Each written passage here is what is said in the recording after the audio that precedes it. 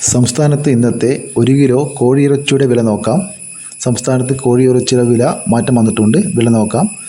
Thiruvananthapuram 1 kilo കോഴി 169 രൂപ.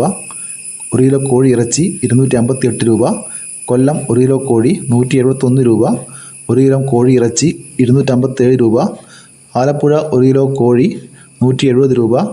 1 kilo കോഴി ഇറച്ചി 258 രൂപ. കോട്ടയം 1 കിലോ കോഴി 170 രൂപ. 1 കിലോ കോഴി ഇറച്ചി 255 രൂപ.